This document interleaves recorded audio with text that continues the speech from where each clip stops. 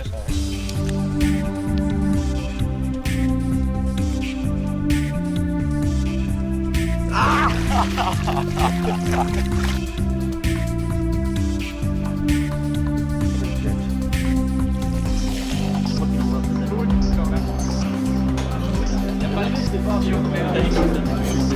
ça. C'est pour ça.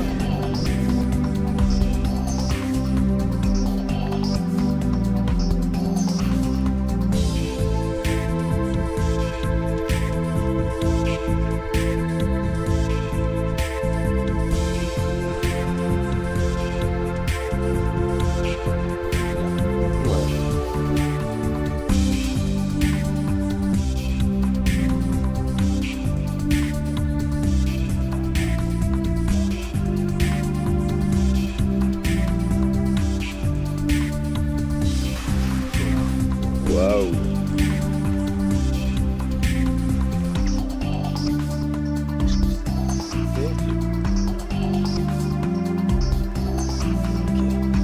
Combien? 20 euros. Waouh.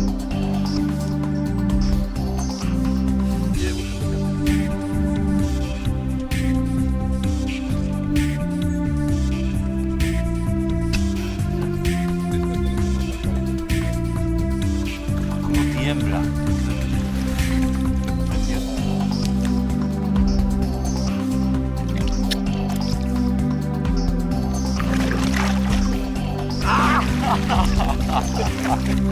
Bravo.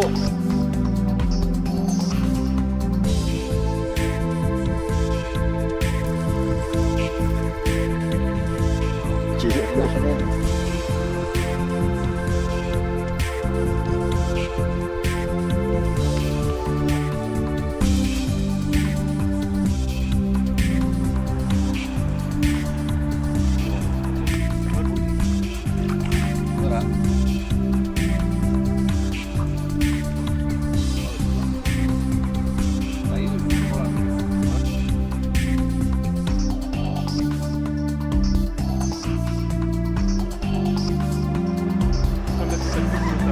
La queue de porte.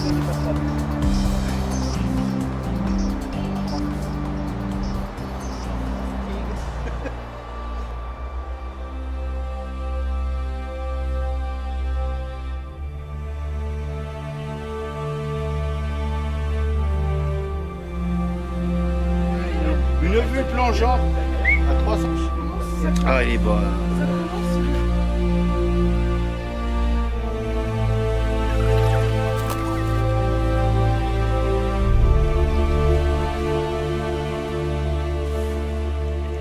Je me rappelle de ça, c'est que le guet de Camille il est au-dessus de nous, il est à peu près à 100 mètres au-dessus de nous. Ouais. Donc on a que 50 cm d'eau sur toute la largeur de la rivière.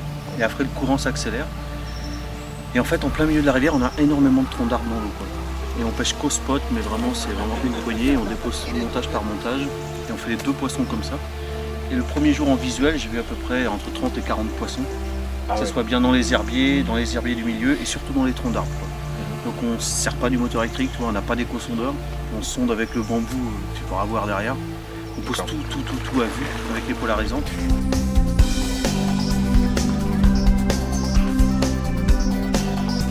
Ils sont pas contents.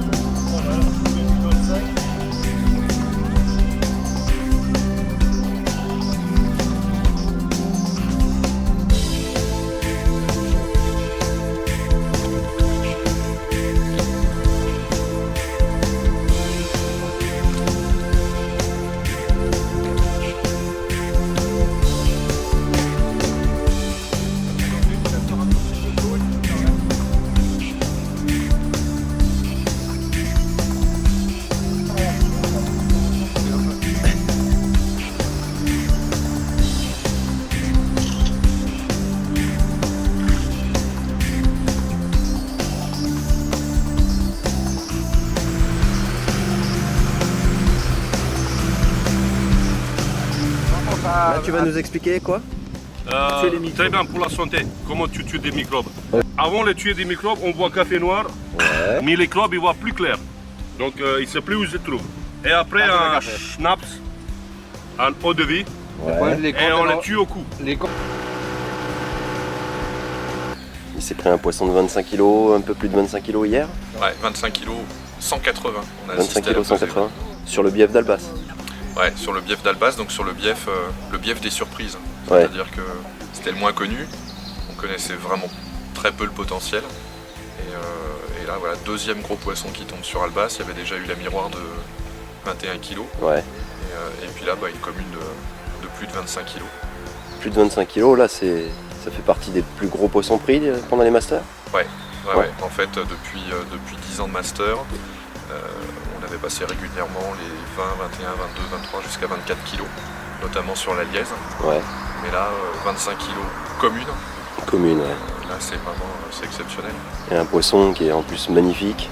Ouais, c'est vrai qu'on a assisté à tout. Hein, donc, la pesée, Ouais. vraiment c'est un poisson sauvage, enfin vraiment un poisson parfait qui a même l'air jeune. Hein. Ouais, qui a l'air jeune et certainement pas un poisson facile parce que même les locaux sont pas tellement au courant en fait. Ouais.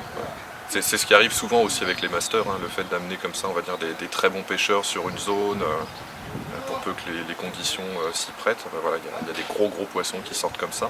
Ouais. Et c'est vrai que pour nous, en tant qu'organisateurs, c'est une vraie récompense. Enfin, on est content pour l'équipe évidemment qui l'a pris, et puis pour tout le monde. Enfin, c'est la même fête pour tout le monde. Ça veut dire que on ne s'est pas trompé, qu'on est vraiment allé sur la bonne zone, qu'on a amené les pêcheurs sur un endroit qui était intéressant, Ouais. avec un vrai potentiel et que ça se vérifie. Et là, on vient d'avoir une info. Il y a à nouveau un poisson de 20 kg qui a été pris, Ouais. 20 kg tout rond, et à nouveau sur le bief d'Albas.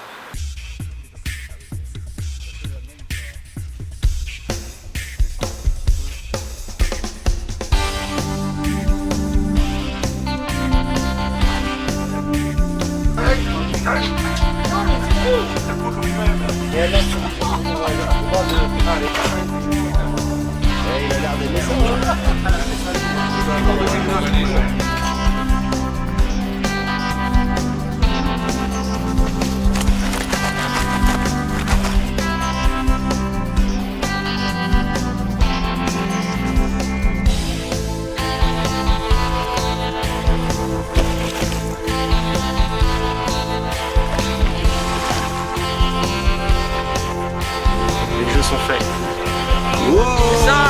C'est ça, c'est du miel ça, hein?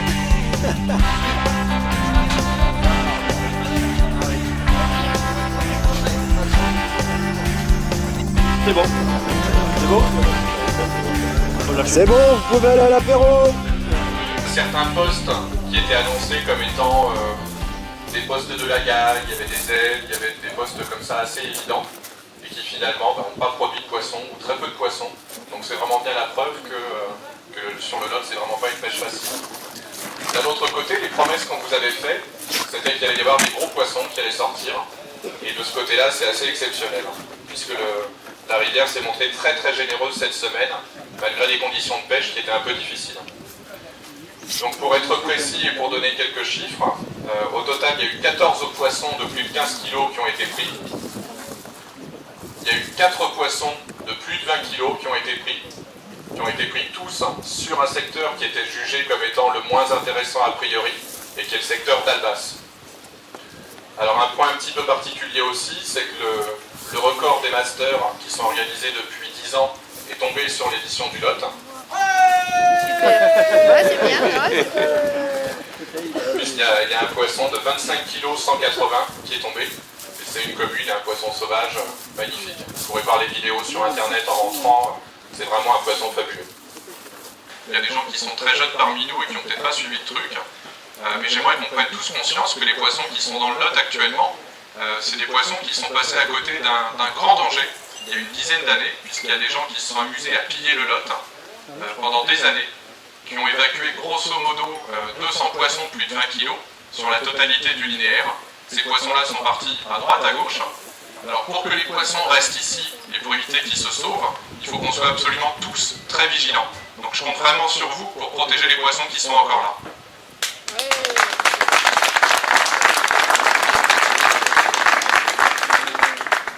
Et donc je vais terminer les remerciements avec ceux qui permettent que les Master Media Carp existent. C'est les commissaires. Donc je demande à tous les commissaires de nous rejoindre sur le ponton.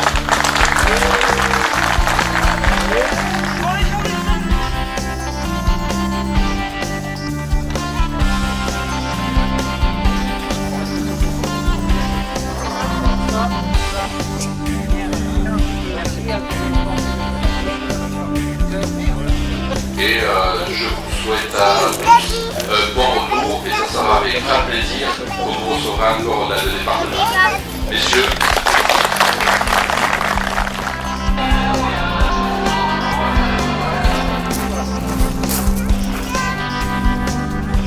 Ah, mon cœur, je t'aime, mon cœur. Normalement, il me regarde. Bravo.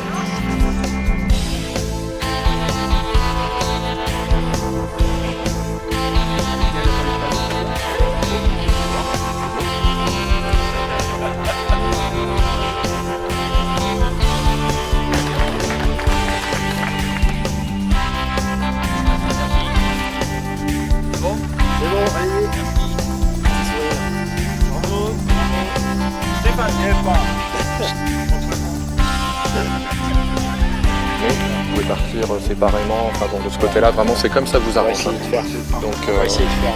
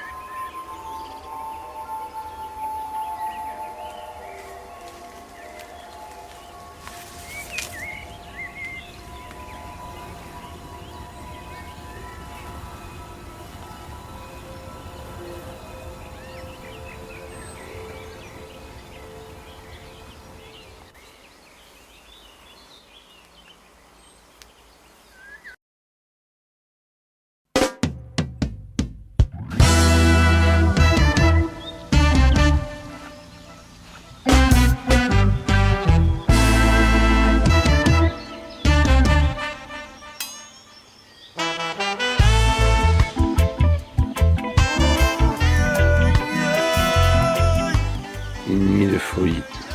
Le jour se lève à peine. Et au sac, j'ai un poisson de l'espace.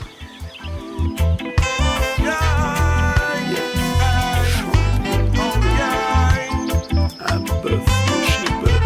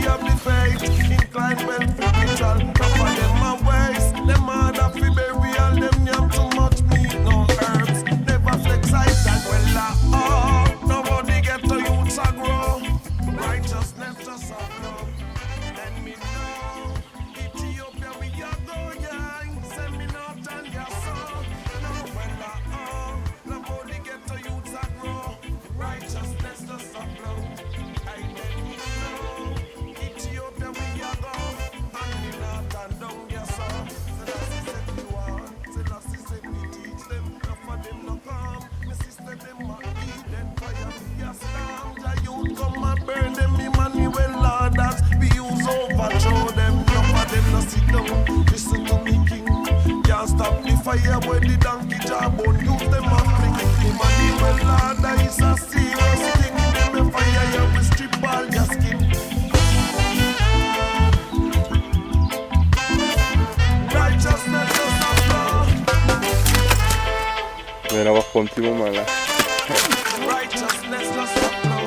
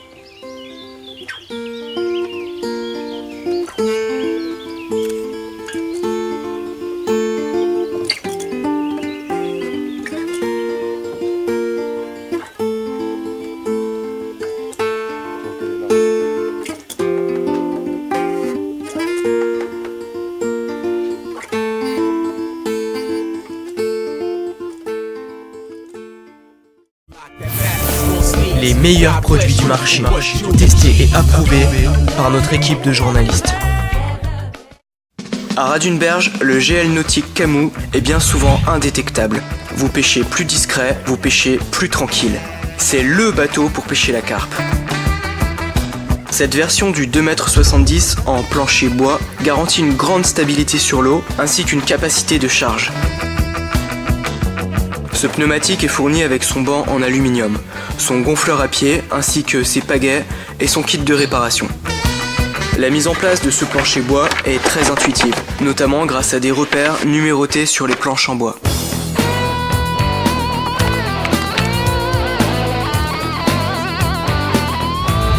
L'avantage de ce plancher en dur, c'est clair qu'on peut charger un maximum d'appâts, un maximum de matériel, avec un bateau qui reste assez petit, mais On n'a pas de questions à se poser à ce niveau-là. C'est un plancher qui est quand même qui permet d'aligner des charges importantes.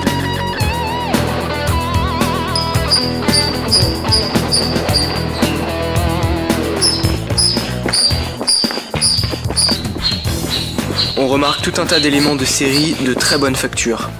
Une large bande caoutchouc de protection latérale, un tableau arrière renforcé, des valves plastiques à 2 positions qui se révèlent très pratiques, des attaches rames amovibles renforcées, sans oublier le bouchon de vidange et le sac de transport.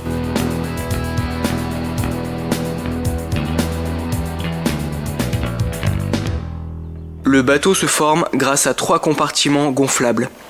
Une ingénieuse quille gonflable vous assure une bonne tenue sur l'eau dès lors que vous motorisez l'embarcation.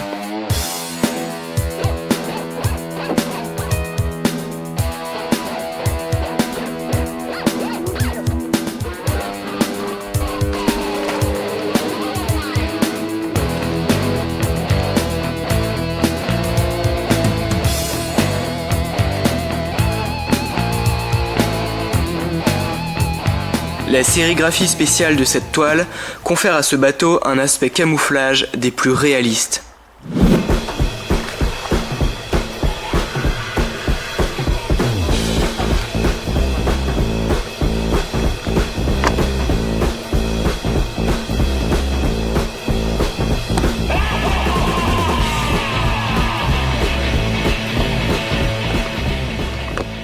On a particulièrement apprécié sa toile garantie 3 ans, ainsi que la livraison offerte. Oui, puis avec la toile camo, ça permet quand même d'éviter tout matériel de camouflage, ça passe inaperçu, c'est quand même un gros plus quand on veut être discret sur certaines pêches. C'est un bateau assurément labellisé par la rédaction extremecarp.com.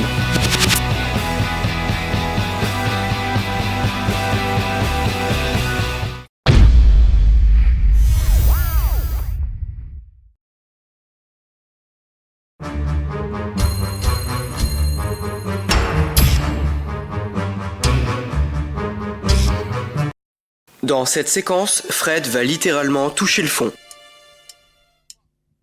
Nos sondeurs sont capables de localiser différents substrats, mais ils trouvent vite leurs limites dans la recherche de microspots. Comme quand il s'agit de localiser une poche de gravier au milieu de la vase. Pour identifier formellement le fond, on sonde en général à la canne en complément du sondeur. Mais il existe un moyen beaucoup plus performant. Il faut pour cela ne pas rechigner à tâter de la biroute. Alors on va pas revenir sur les étapes de réalisation qu'on a vues dans le magazine. Par contre on va regarder un petit peu tout ce qu'on peut faire avec. En fait c'est le complément d'un sondeur. Mais ici ça va nous permettre de détecter vraiment des zones, des microspots de vase ou de gravier ou des herbiers.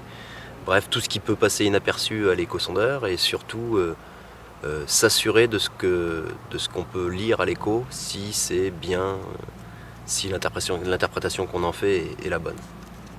Alors c'est tout simple. Moi j'utilise pour ça une vieille bobine de tresse en 30 livres. Ça suffit largement, même si ça reste un peu coincé parfois dans des branchages pour récupérer sa fameuse biroute. Une tresse de 30 livres. Et donc la fameuse pointe-rolle, légèrement modifiée pour faire notre petite sonde manuelle. Alors c'est tout simple. Ça se déroule jusqu'au fond. Une fois qu'on a touché le fond avec la fameuse sonde, voilà, il suffit de récupérer un petit peu. Et à ce moment-là, on sent très très bien le fond. D'ailleurs là, vous l'entendez pas, mais là on est sur du très dur. On est sur du très dur et j'entends clairement le toc clair des galets.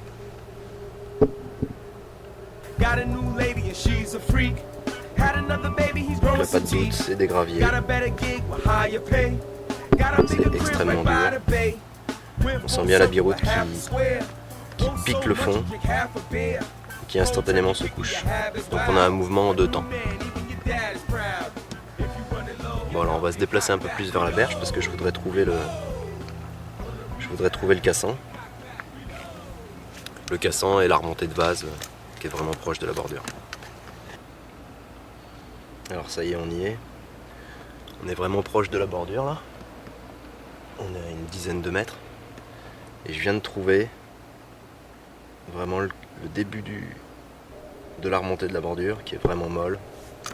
Je le sens bien, on sent la biroute se plante vraiment, je pense, d'une vingtaine de centimètres, peut-être plus. Donc là on est vraiment sur le trait mou. Juste avant, un mètre plus loin, j'étais sur l'interface, vraiment galet, début de la vase, petit branchage, etc. On sentait aussi très nettement la zone, ce que j'avais du mal à visualiser avec le sondeur, même couleur. Mais là avec le sondeur manuel, c'est très net.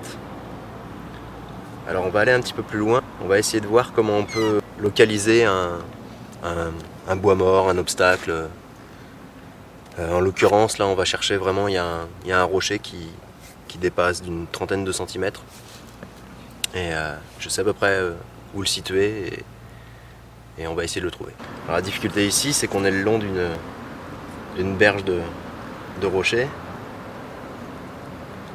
de gravier, de blocs de taille moyenne. Et en fait je peux pas trouver mon rocher qui dépasse d'à peine 30 cm, peut-être un peu moins. Et là ça y est, bon, j'ai triché un peu, je connais son emplacement, mais on est dessus. Et alors on sent bien la sonde qui se plante et qui se couche. Et là j'ai l'impression que la sonde grimpe, je perds quelques centimètres et elle redégringole. Je suis vraiment sur la limite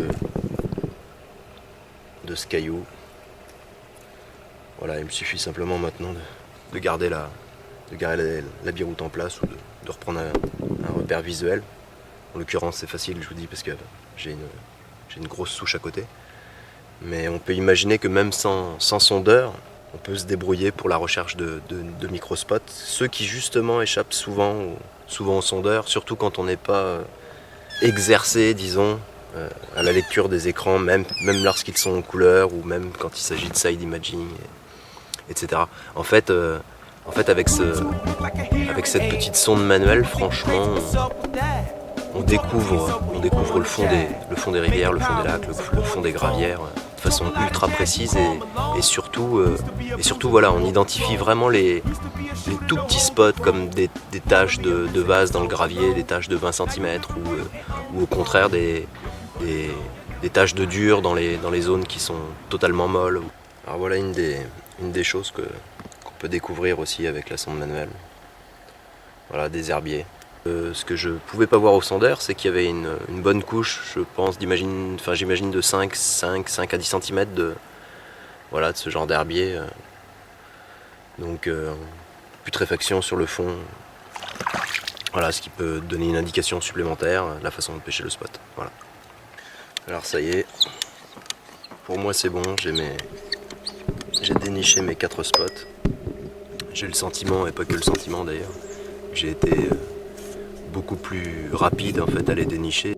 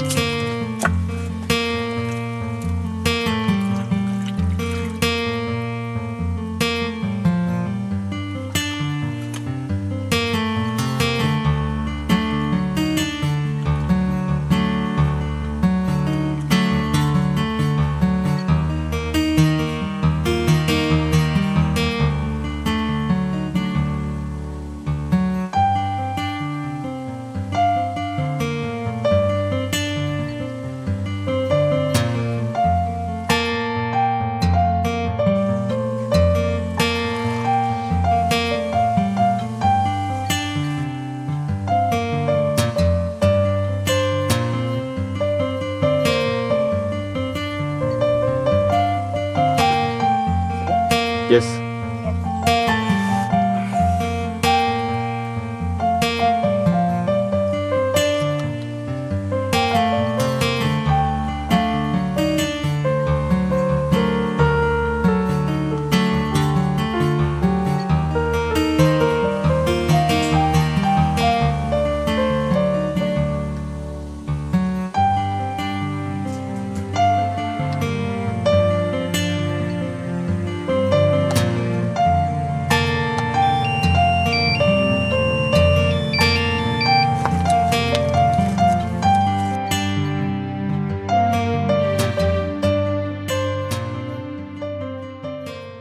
Yes.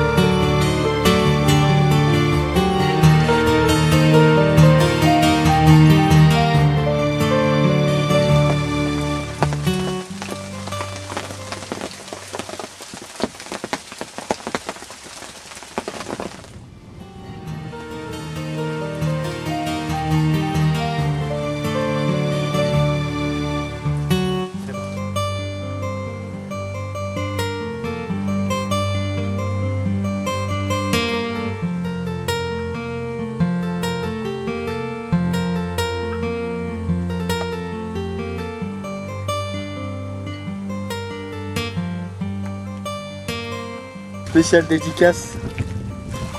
Jérôme 93.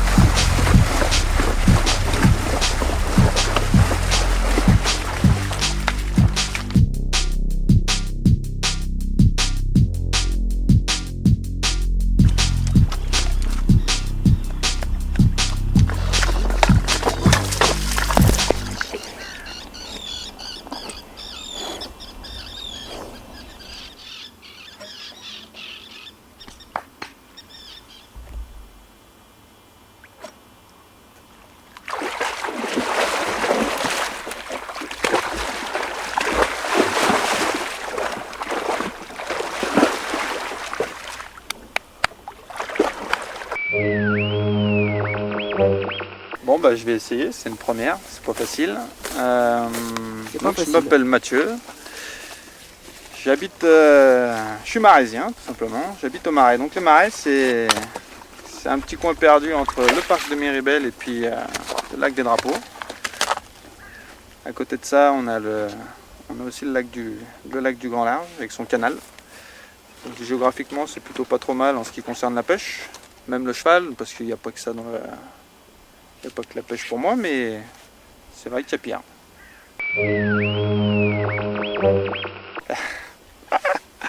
En général, je pêche, donc essentiellement de ma pêche, c'est le parc de Méribel, et puis essentiellement aussi le canal du Grand Large, un peu le Grand Large, et puis aussi le Rhône qui borde tout ça. La chose qui m'attire le plus, c'est quand même les lacs. Donc les lacs où on croise peu de monde. Les peu de personnes qu'on croise, c'est des étrangers. Donc Salagou, première fois cette année Sacassien, d'autres lacs plus ou moins connus. Et puis voilà, quoi, pour moi c'est ce que j'aime dans la pêche, c'est ça, c'est se promener et puis pêcher ailleurs que dans des piscines où tout le monde se retrouve, tout le monde se pêche dessus, avoir l'espace et puis voilà quoi. Et du coup cette passion des grands lacs, comme je pense pas mal de pêcheurs qui pratiquent cette pêche là, donc j'ai fait pas mal de lacs dans le sud, donc Salagou, Sacassien. J'ai fait une fois Biscarros, j'ai été un peu de partout, j'ai fait dans les Ardennes, dans le centre de la France, j'ai été à l'étranger. Concrètement, ça m'a plutôt amené à pêcher des lacs comme Pusiano en Italie, Modrak en Bosnie, suite à un article avec un gros poisson qui avait paru, un poisson de 42 kg. Dans Mediacarp, non? Dans Mediacarp, exactement, il y a quelques années de ça, je pense presque 10 ans maintenant. Et puis une fois ou deux j'ai été pêcher en Belgique pour aller voir mon ami, on a pêché le Albert Canal.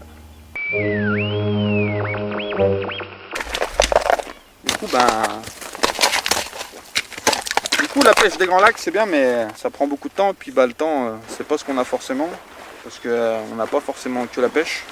Moi j'ai d'autres passions, j'ai le cheval, plus un métier. Donc tout ça mis bout à bout entre les chevaux, la pêche, le métier.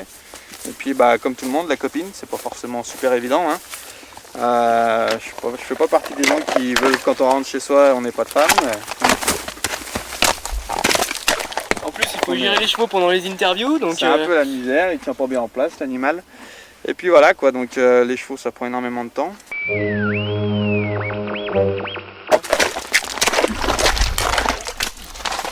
Et il va t'arriver un peu, mais c'est pas. Oh. Allez Romain, si ça te gêne pas, tu veux pas te mettre de ce côté-là? C'est vrai? Parce que tu sais ce qu'il fait, il regarde là-bas les autres. Ah ouais? Il regarde les gens. Tu veux que je change de côté? Ouais. Parce que ça le rend trop nerveux là? En fait ce qu'il fait, il regarde là-bas et puis du coup il veut se tourner pour regarder. La pêche c'est quand même une grande passion, mais en ce qui me concerne, c'est pas forcément ma passion numéro 1. Il y a pour moi autre chose que la pêche, autre chose que la carpe. C'est pas 100% de ma vie. Hein. J'ai comme autre passion le cheval, l'équitation, l'élevage, la compétition. Donc ça prend énormément de temps. Bien plus de temps que la pêche, que prévoir des sessions. Parce que justement, le cheval, c'est pas un vélo, ça se met pas dans un garage. Je suis obligé d'y aller tous les jours. Si j'y vais pas, je suis obligé de mettre quelqu'un de confiance parce que j'ai des poulains, des poulinières. Et puis voilà, si je m'en occupe pas, et puis que je vais pas leur donner à boire, à manger, tout ça, c'est pas une bicyclette. Hein. Par rapport aux compétitions, c'est simple. Hein, il faut d'abord des chevaux, des bons chevaux, des chevaux qu'on entraîne au quotidien, tous les jours. Et puis, bien évidemment, les compétitions, c'est le vendredi, samedi, dimanche. Donc, voilà. Pas de pêche, du cheval, la compétition, des bons moments. En ce qui concerne donc les chevaux, il y a la branche compétition, il y a aussi une branche que j'affectionne particulièrement, l'élevage. Donc c'est des années d'études, hein, 7 ans d'études pour ça. Et puis voilà, donc des poulinières, des inséminations, des transferts de paillettes pour les inséminations qui viennent de l'étranger, d'Allemagne, de Belgique, pour des étalons qu'on a choisis. Parce qu'en fait c'est ramené par transfert réfrigéré, donc c'est comme un camion blindé avec des sous dedans, quoi. C'est pareil. Non, par contre, ouais, c'est énormément de temps parce que c'est les allers-retours entre la clinique vétérinaire pour les échographies des juments, quand elles sont prêtes à ovuler et qu'il faut les emmener justement à l'étalonnier pour qu'ils puissent inséminer 1 jour, 2 jours d'affilée. Donc ça fait énormément de transport, ça fait un coût financier, certes, un coût financier conséquent, mais comme je pense, comme toute passion, je pense que comme un gars qui va au ski, qui va à la pêche, qui va faire de l'alpinisme, qui va faire ce qu'il veut, mais ça reste une belle passion quand même. Il n'est pas très calme. Oh là, copain. Le prix de la passion, c'est c'est justement, c'est pas de faire les égoïstes comme certaines personnes ou comme on voit peut-être un peu trop souvent, je trouve. Comme par exemple quand j'ai quelques amis belges que j'ai croisés dans des lacs, dans différents lacs, ou des amis anglais que j'ai aussi croisés dans d'autres lacs, et qui quand viennent pêcher dans ma région, qu'ils puissent avoir un pied à terre, 2-3 infos sur ce qui se fait en ce moment, et pas garder juste pour moi parce que c'est la jalousie de garder. Le partage, je pense que c'est une chose importante. Ils sont toujours bien reçus, ils savent que pour les voitures, sur certains secteurs, ça peut être problématique. Ils laissent leur véhicule chez moi, ils ont un pied à terre, les batteries, l'alimentation, les douches, tout ça. Donc ça les arrange quand même pas mal. Et puis je sais que c'est réciproque, je sais que si moi je vais pêcher chez eux, ce sera la même chose. Je pense que c'est une façon de voir la pêche, la passion. Je pense que c'est autre chose que de pêcher. Je pense que c'est pour moi les bons moments à la pêche, c'est pas en faisant l'égoïste à regarder ou à garder. Donc voilà, c'est une philosophie. Je pense qu'après dans la pêche, chacun trouve midi à sa porte et que voilà. Pour moi, ma philosophie, c'est de partager des bons moments autres que des gros poissons ou plein d'autres choses comme ça. C'est partager des bons moments dans les endroits que j'aime bien, des endroits naturels, des endroits où on n'est pas trop nombreux, où on a encore quelques privilégiés à pouvoir y aller, avec des amis qui sont devenus maintenant des amis anglais, des amis belges, que je reçois que j'aime beaucoup, que j'aime partager des bons moments avec eux. Puis voilà, et des potes anglais, de bons potes belges. Puis c'est l'ouverture sur des beaux souvenirs, des souvenirs de pêche sur des lacs où quand on arrive avec des potes anglais et qu'on se donne rendez-vous, on retrouve aussi des potes belges qui n'étaient pas prévus et qu'on retrouve de loin et qu'on arrive d'habitude sur des lacs surpêchés par des Français et que là il n'y avait personne et que c'est ni plus ni moins juste une grosse boucherie. Donc c'était des beaux souvenirs. Je pense en l'occurrence au lac de Longeville avec 2 potes anglais et puis 2 potes belges. On se retrouve à 5 alors que le lac est surpêché toute l'année. Je crois que dans le taille, il s'est fait plusieurs poissons de 20 kg en une semaine, 5-6 poissons par jour. Puis je crois que le plus petit poisson, c'est moi qui l'ai fait, il devait faire 11 kg. Donc, et avec un plus gros poisson à 26 kg, donc ça fait des jolis souvenirs, des très beaux souvenirs. Et puis puisque tu me poses la question des records, c'est simple. Le 27 avril, avec mon ami anglais John, qui est venu pêcher une semaine en France. 27 avril, 2 jours avant mon anniversaire, on me propose d'aller faire une pêche avec lui, avec un barbecue, un bon moment, un partage comme ça. Et en fait, ce soir-là, c'est simple, on s'installe comme d'habitude. J'allume le barbecue, je mets mes cannes, et puis on commence, on boit une bière. Puis là, déjà 1 départ, 2 départs, 3 départs, que des barbeaux. Il vient avec énormément de barbeaux, et puis l'amorçage qu'il a fait, je pense, a attiré énormément de barbeaux. Et puis ça a duré comme ça un bon moment, de 19h à 21h. On commence à manger, on boit l'apéro, puis on discute des souvenirs passés sur d'autres lacs. Et puis soudainement, un départ, je dis comme mon pote, un barbeau. J'arrive, je prends ma canne, et puis pas du tout. Gros combat assez lourd, assez massif. Quelques obstacles en bordure, milieu naturel, oblige. Et puis, première fois que ça monte à l'épuisette, mon collègue British me regarde et me dit « Oulala, big carp ». Et puis effectivement, gros poisson de 27 kg, bel miroir, tout en longueur. 27 kilos. Très bien.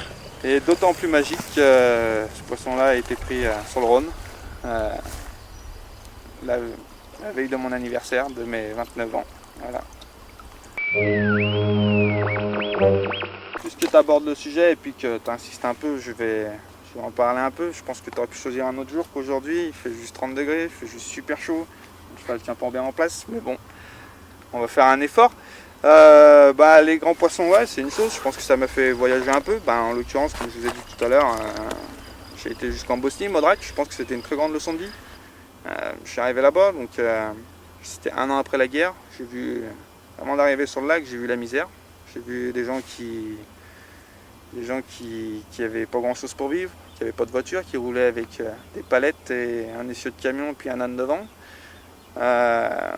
Puis je suis tombé sur un lac qui reste ni plus ni moins magique, avec un article en tête qui précédait son Mediacarp avec un poisson de 42 kg. Donc je pense que ouais, ça a été un super voyage, un voyage qui m'a coûté quand même pas mal de sous pour faire au résultat quelques poissons, mais rien de spectaculaire, mais un beau souvenir. Et puis les gens là-bas ont été très accueillants, même s'ils n'avaient pas grand chose, et puis peu de poissons au résultat, mais un beau voyage, de beaux souvenirs.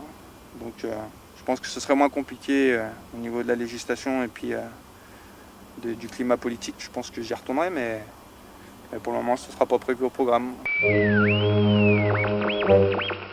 Bon, bah pour la petite anecdote, comme tu me demandes, je pense que comme beaucoup de pêcheurs qui ont voyagé un peu, il y en a pas mal, mais je pense que les plus belles vont être à venir. Là, je me suis programmé un voyage au bout du monde, en Inde, pour une pêche tout autre que celle de la carpe, pêche exotique, pêcher la carangue GT, le mérou, plein de beaux poissons. En plus de ça, c'est un lieu de pêche qui n'est pas pêché, il n'y a aucune pression de pêche, des images de fou ça va être. J'ai déjà des amis qui ont été, des amis agriculteurs. Et je vais essayer de me mettre un peu à la vidéo, puis éventuellement il y aura peut-être un petit bout d'image là-dessus, sur ce voyage de l'autre côté de la planète, avec une toute autre pêche. Et puis je vous donne peut-être rendez-vous avec des images en vidéo sur cette pêche au bout du monde. Je vais essayer de me mettre derrière la caméra un moment, et puis voilà. Pour ce, je vais vous laisser, parce que la nuit va pas tarder de tomber, j'ai encore de quoi amorcer un peu. Et puis mon cheval s'impatiente légèrement, donc c'est l'heure d'y aller.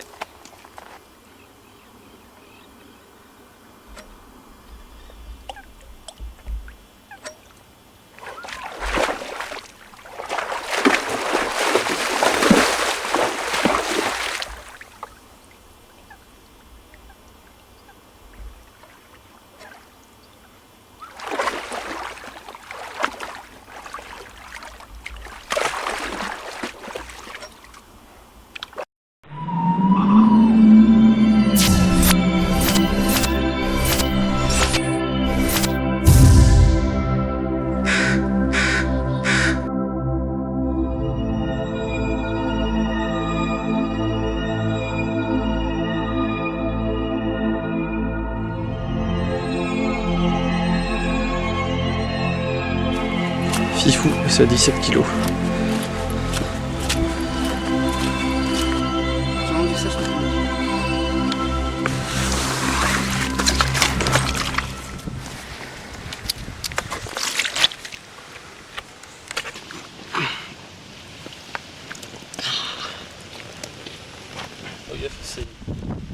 Ah ouais. Ah non, c'est toi, c'est mon doigt qui est. T'es content, copain?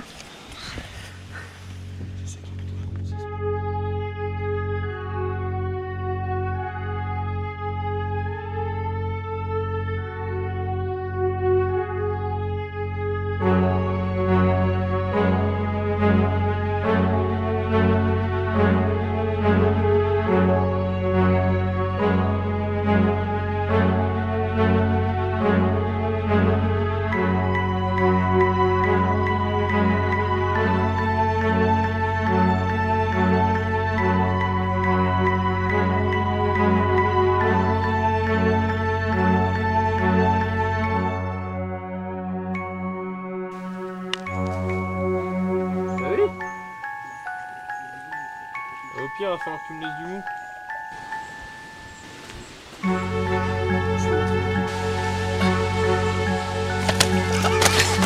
La chauffie, celle-là.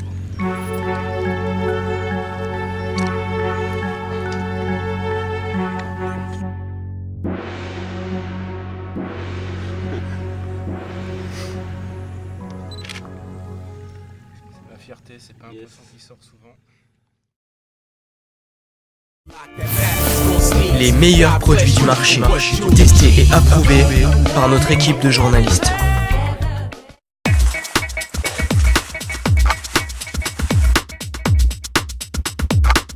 La Signal est une bouillette de haut vol qui s'avère prenante sur toutes les eaux que nous avons pu tester. Sur les pêches rapides, ce qui frappe, c'est son côté instantané. Comme ici sur une petite rivière sauvage. Étangs, gravières, lacs ou rivières, c'est partout le même refrain. La gamme Performance Concept, lancée en 2005, a permis à Starbets de se positionner au niveau européen sur le marché des appâts haut de gamme prêts à l'emploi. Oh, c'est pas beau.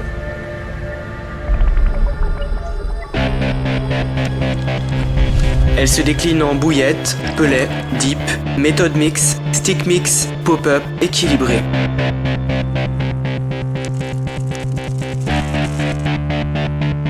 Signal s'illustre par des ingrédients naturels, l'absence de colorants et d'arômes artificiels.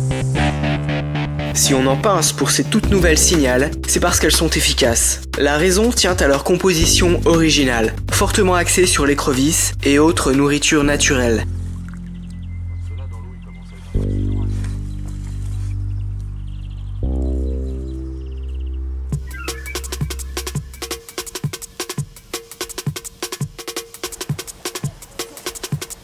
Très granuleux et aéré, le méthode mix travaille à merveille. La puissance olfactive du dip est déstabilisante. Mais ne vous y trompez pas, ces relents d'ammoniac sont aussi repoussants aux narines qu'efficaces sous l'eau. On note un large éventail de diamètre pour les bouillettes. Elle a nécessité plusieurs années de tests et d'amélioration de sa composition avant de devenir cet appât adapté aux campagnes d'amorçage sur le long terme. Sébastien Collignon et Julien Bory comptent parmi les principaux artisans des évolutions. Pour ces piliers de la rédaction Mediacarp, la Signal est l'un des appâts les plus prenants de la gamme Performance Concept. On a d'ailleurs pu le constater dans le DVD Starbets où le team de la marque déroule quelques centaines de poissons sur le lac d'Anguien suite à un amorçage massif. Voyons comment Julien s'en sort sur une eau à 12 degrés.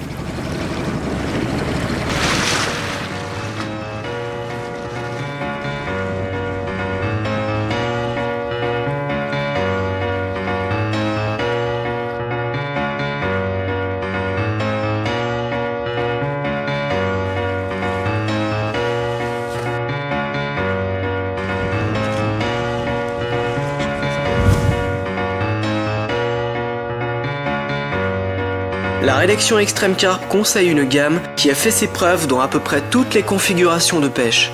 Définitivement, on en pince pour ces Signal qui n'ont pas fini de nous surprendre.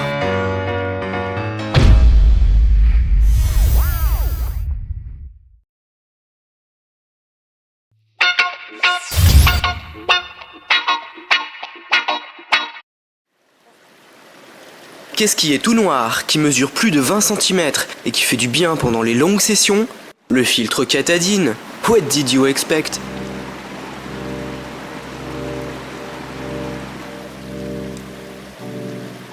La gestion de l'eau en session devient facile avec le filtre de survie Vario de chez Katadyn.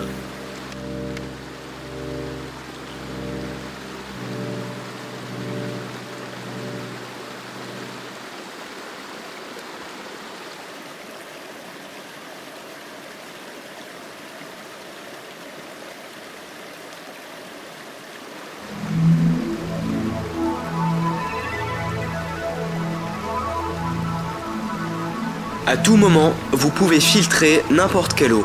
La simplicité du fonctionnement est remarquable. On plonge un tuyau muni d'un flotteur réglable pour filtrer à la profondeur voulue.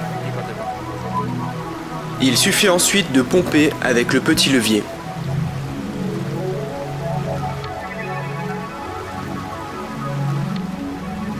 Pour connaître tous les détails techniques, reportez-vous au numéro 1 d'Extreme Carp Plus version papier. Ou laissez-vous guider en images avec cette démonstration de Fred.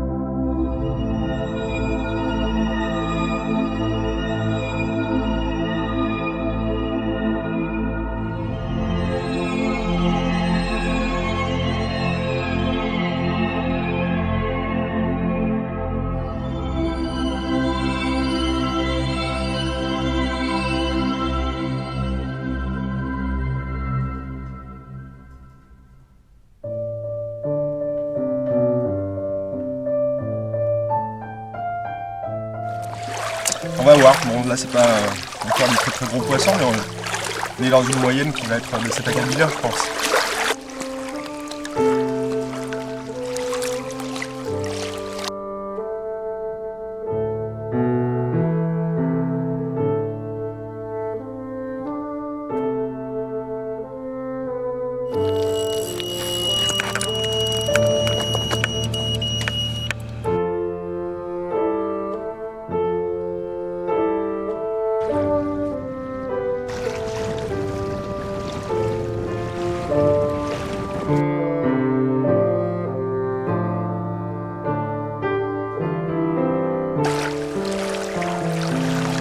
Et dedans.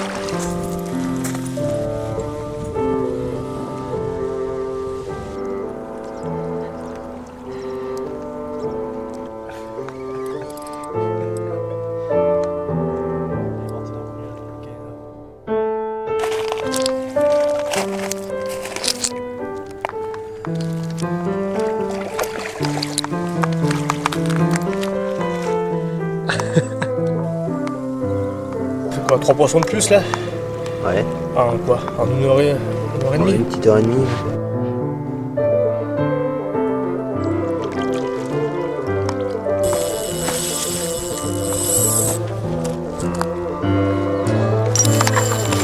Voilà.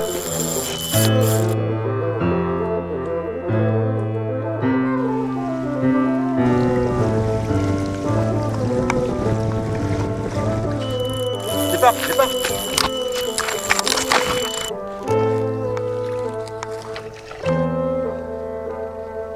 Vas-y, baisse la lampe.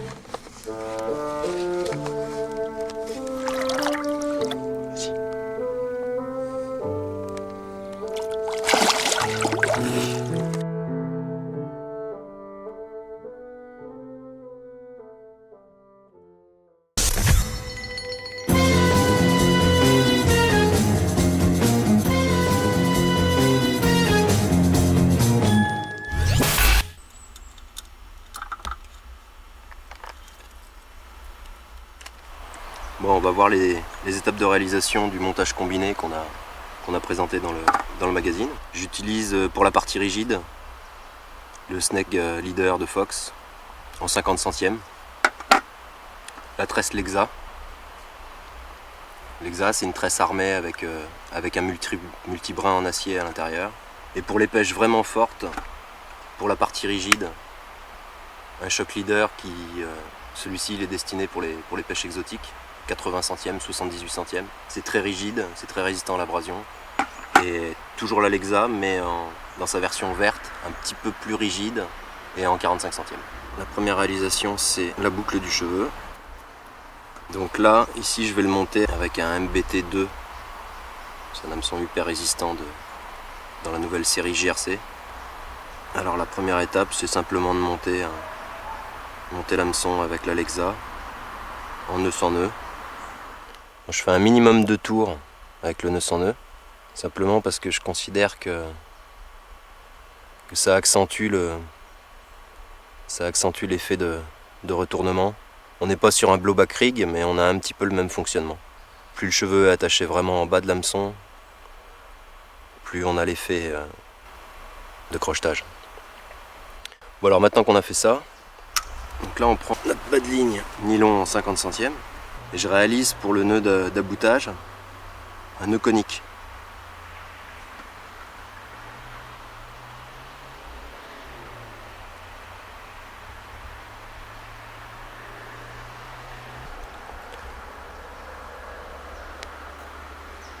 Cinq ou 6 tours en descendant, 3 ou 4 tours sur les mêmes spires en remontant. Et on repasse le brin dans le même sens.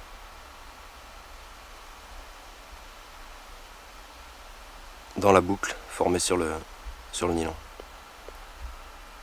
On serre ensuite, donc on termine le nœud conique en tirant sur tous les brins.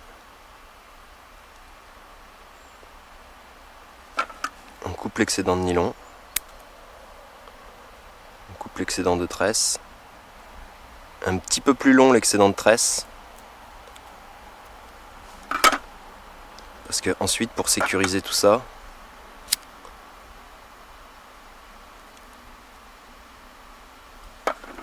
on brûle les 2 brins pour former deux petites bouloches. Si jamais le nœud glisse, on a l'assurance de conserver assez de solidité. Ensuite, le montage combiné, je l'utilise toujours avec une plombée pour le pré-piquage. Donc là, c'est des plombs Quick Fox contre le nœud.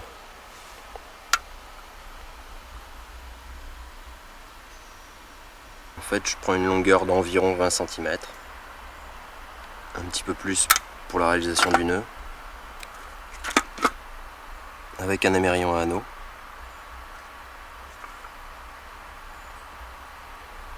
Et un nœud dont je ne connais pas le nom,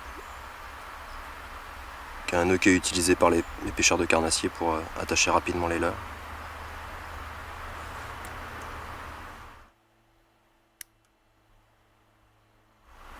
Je brûle un peu le nylon au cas où. Donc ici environ 20 cm de partie rigide, semi-rigide. La plombée, ça peut être une chevrotine aussi. Et un hameçon numéro 2, idéal pour monter une bouillette de 18 ou 20, ou un tricheur avec une 20 mm et une petite tiger. Donc vraiment passe-partout. Est-ce que c'est vraiment un de tes montages de prédilection? C'est le montage que j'utilise dans 90% de mes pêches. Quels que soient les poissons recherchés, j'adapte la taille, les diamètres en fait utilisés aux conditions de pêche plus qu'à la taille des poissons. Sur des pêches très très fortes, donc j'utilise un shock leader en 78 centièmes, donc qui est vraiment très très rigide. Et est-ce qu'il existe des variantes de ce montage, Fred? Ouais, alors justement, là on voit que le plomb Quick, il est placé de façon classique avec sa petite partie caoutchouc à l'intérieur pour le coincer. Moi j'aime pas beaucoup parce que c'est pas joli, c'est pas très bien monté. Donc en réalité ce que je fais, c'est que je vire la partie caoutchouc. Et justement parce que j'ai un nœud conique, le gros avantage c'est qu'on met simplement le plomb Quick sur la partie rigide, on la pousse contre le nœud conique et on recouvre entièrement le nœud conique. Et là on voit qu'on a une finition bien plus propre. Ça nécessite juste une petite goutte de colle pour éviter de perdre trop souvent le plomb. Et là on a vraiment un montage qui est très propre. Et t'estimes à combien de temps le temps de conception du montage? Il y a beaucoup de gens en fait qui hésitent, qui rechignent à faire des badlings combinés parce qu'ils estiment que c'est super long à réaliser, qu'ils n'ont pas le temps au bord de l'eau. Il faut 3 minutes pour réaliser un badling combiné. Il faut pas plus de 3 minutes. Avec un petit peu d'entraînement en fait, d'habitude, ça peut même se faire en beaucoup moins.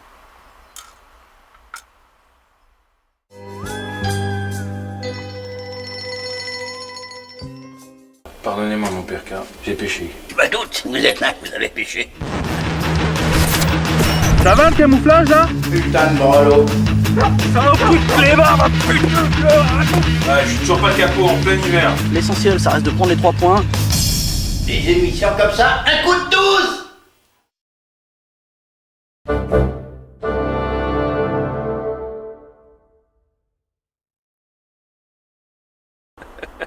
Ne cherchez pas, ma technique elle marche à tous les coups. Hein ma belle? Putain, mais y'en a un là. Ah, c'est bon ça.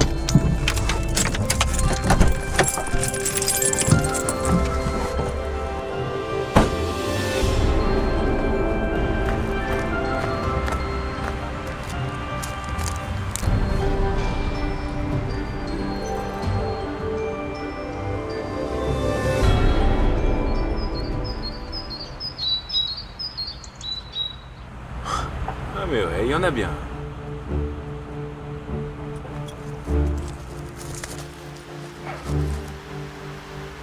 Ah, tu pêches à ça, toi? Moi, j'ai une technique imparable pour prendre plus de carpes que les autres. Avec 0 thune, 0 matos. Et allez, encore une! Alors là, je suis en train de pêcher le spot d'un con qui est parti en vacances au mois d'août. Bah tant pis pour lui, hein. Oh putain, il y en a un autre. J'observe les mecs qui amorcent et je pêche leur coup. Strictement avec les mêmes appâts, les mêmes lignes, les mêmes spots. Ça me demande juste un peu d'observation, c'est tout.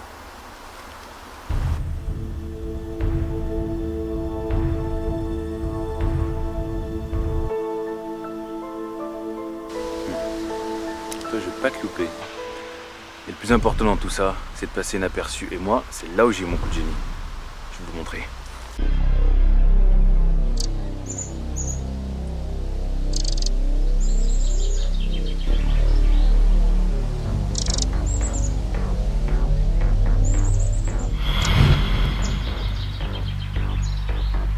Là, je suis dans la phase d'observation rapprochée. C'est assez technique, mais c'est essentiel.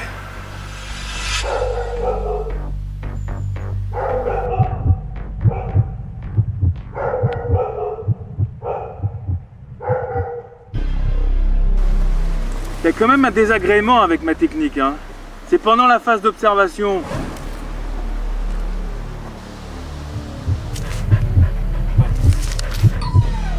Cette technique, elle est éprouvée. J'ai des super résultats. Mais le seul problème, c'est les chiens qui me pissent dessus, putain. Ah, putain de clébard. Ah, je vais en crever un. Je vais m'en faire un. Reviens ici. Reviens ici. Putain de clébard. Reviens ici. Reviens. Saloperie de clébard. Raconte ça, toi. Je vais te faire la peau, là. Reviens ici, attention, attrape. C'est chaud des deux côtés de la tête. Repérage, amorçage, fracassage. C'est un peu chaud là-dedans quand même, hein. À vous les studios, à vous Paris. C'est trop naze, c'est un truc de malade que c'est naze. C'est un truc...